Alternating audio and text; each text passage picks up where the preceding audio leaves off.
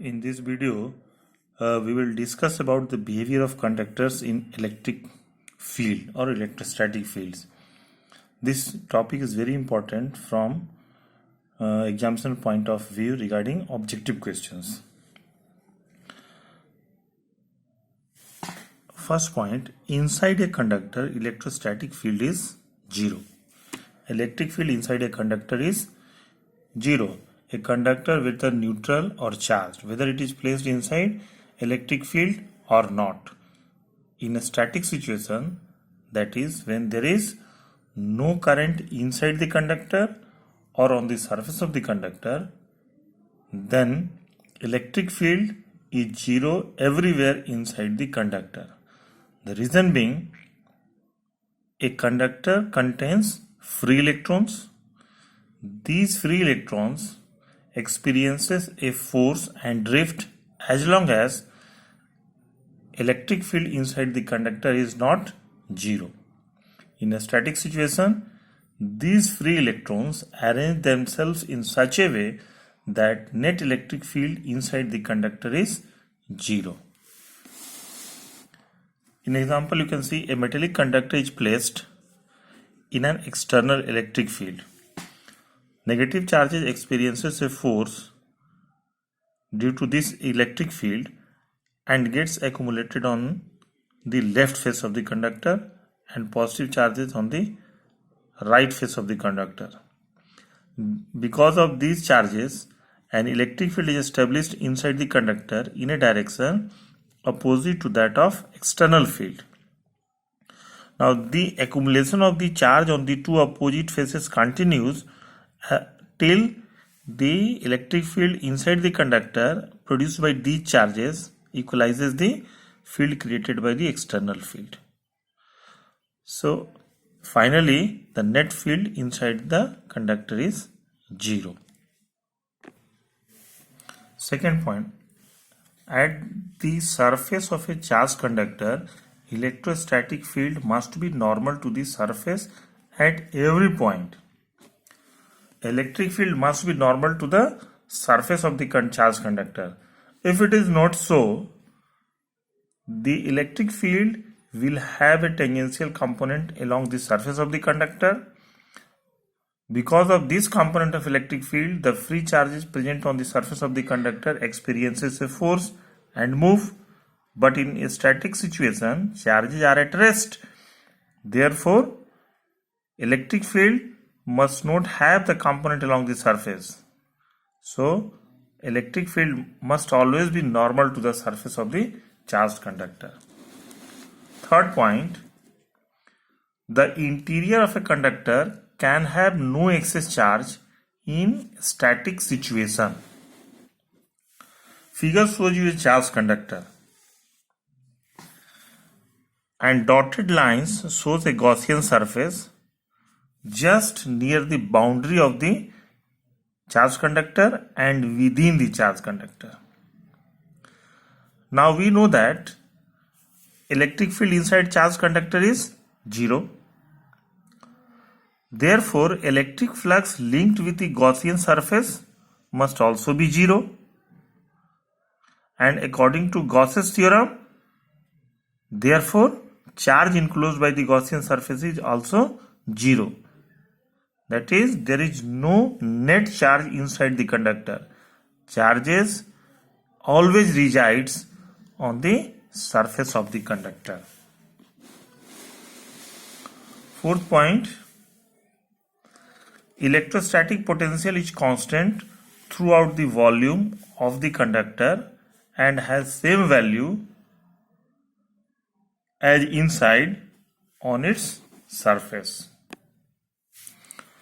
We know that electric field is equal to negative of potential gradient is equal to minus dV by dr. As electric field inside conductor is 0, therefore dV by dr must be equal to 0. And if differential of any physical quantity is 0, then that quantity must be constant. Therefore, V is constant. E has no tangential component on the surface. So, electrostatic potential is constant throughout the volume of the conductor and has the same value as that on the surface of the charged conductor.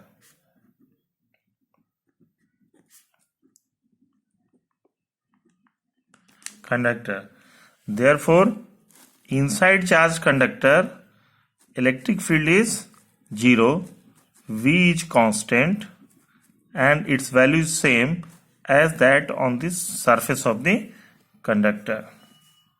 Fifth point,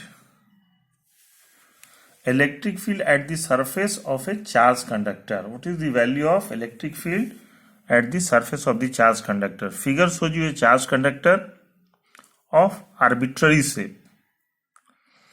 To know the electric field E at any point on the surface of the charged conductor, we have selected a cylindrical surface, partially inside and partially outside, as the Gaussian surface. Now we know that electric field inside the conductor is 0. Therefore, electric flux linked with the Gaussian surface, which is inside the charged conductor, is 0, and electric field is normal to the surface of the charged conductor. Therefore, it is only the cross-sectional area of the Gaussian surface which will contribute to the electric flux linked with the Gaussian surface.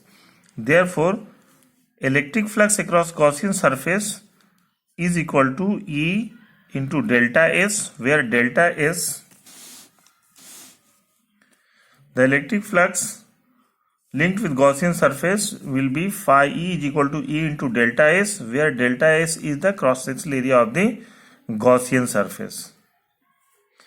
Now, delta S cross-sectional area of the charged conductor is present inside the Gaussian surface. So, charge enclosed by Gaussian surface is equal to sigma into delta S, where sigma is the surface density of charge. Now, using Gauss's theorem, E delta S is equal to flux phi E is equal to Q by epsilon naught. So, substituting the values, we get E is equal to sigma by epsilon naught. In the vector notations, E is equal to sigma by epsilon naught n cap, where n cap is a unit vector normal to the surface of the conductor and points in outward direction. The last property, electrostatic shielding. Shielding means protecting. Figure shows a charged conductor with a cavity with no charges inside the cavity.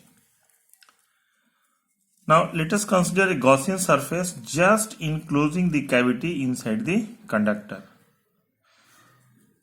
Using Gauss's theorem, E delta surface integral of electric field across the Gaussian surface is equal to Q by epsilon naught. Now electric field inside the conductor is 0. So in place of E we will write 0. Finally we get Q is equal to 0.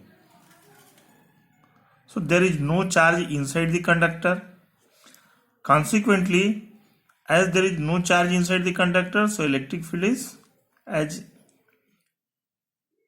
consequently E is 0 at every point inside the cavity. That is, as Q is 0, this implies E is equal to 0. All excess charge resides on the surface of conductor. So electric field inside the cavity is 0. So making any region free from the effect of outside electric field is known as electrostatic shielding, or protecting from the effect of electric field.